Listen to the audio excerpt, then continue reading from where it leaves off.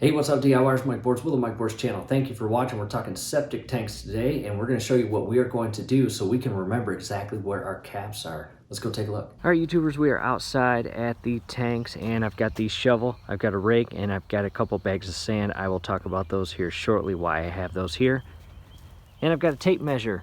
And in today's project, I want to make a personal map with the exact measurements coming off the corner of the house right here, feeding out off the concrete slab into the flower garden, and basically in line with the cap handles, meaning the center of the cap. At this point, I've got a tape measure in place, got my gloves on, ready to get dirty. And what I've got here, the corner of the house, and I've got a rough draft right now, and here's the flower bed, and this is the line for the end of the concrete, and this is the line that I've got the tape measure, and I've got a square icon for the tape measure, and I placed it in a manner that matches the exact placement of the tape measure here, and the circle is our drain. And then I basically drew the remainder of this side of the house, including the deck.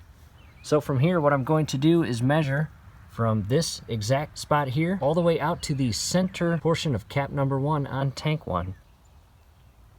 In the flower bed now, and I have positioned the tape measure as best I could in line with the center cap handle. And from here, I'll go record that measurement. 20 feet, 9 inches. I recorded 20 feet, 9 inches, and I also made a solid bold angle here. And now we'll measure from this corner here to the center of the cap handle. Before moving that tape measure, I'll put a rock right there so I know my place to measure from. Reposition the tape measure. This is the rock we just put into place to mark our corner, and I've got the tape measure on top for the best accurate reading. And I then extended it all the way down to my far cap on tank 2 and in line with all of the caps. And the first reading we are going to record is tank number 2, cap 3. As you can see down below, that is the handle, and I've got it perfectly aligned. This is the beginning of the tape measure. So this point all the way back to our tape measure will be recording number 1. And as you can see, 16 feet, 1 inch. I'll go record it. Back to my drawing. Cap 3 of tank 2.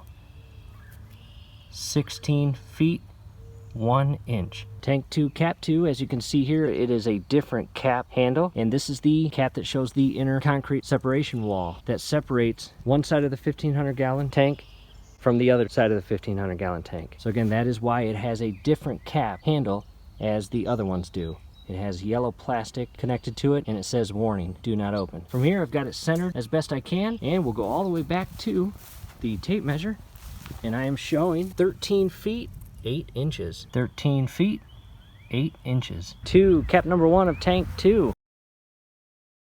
We are showing 8 feet, 4 inches. 8 feet, 4 inches. Leaving tank number 2, and tank number 1, 1,000 gallon tank, only has 1 cap.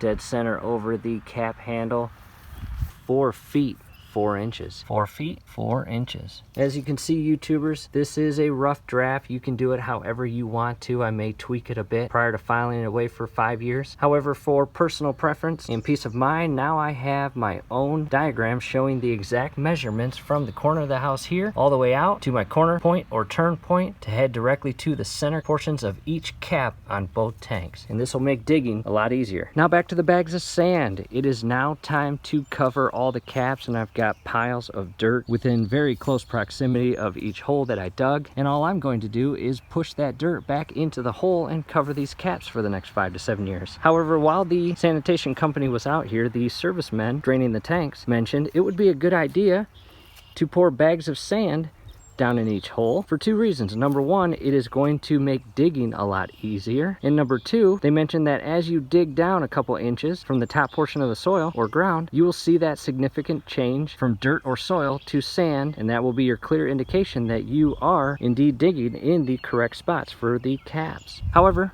since mine isn't a flower bed, which in my opinion, that's kind of cool. I don't have to dig up my yard. All I have to do is redo the garden every 5 to 7 years, which you should do anyways, right? So again, the sandbags are an option. Another option is having the company that came out to drain your tanks install exterior caps that go on the top portion of the ground, as opposed to having them buried. And then you'll always see them, that's the problem. So for us, it's all about presentation. We want those hidden and out of sight for the next 5 to 7 years. From here, I'll cover up the caps. I'm not gonna bore you with that process. All right, YouTubers, we're up on the deck now, and for the most part, got the caps covered.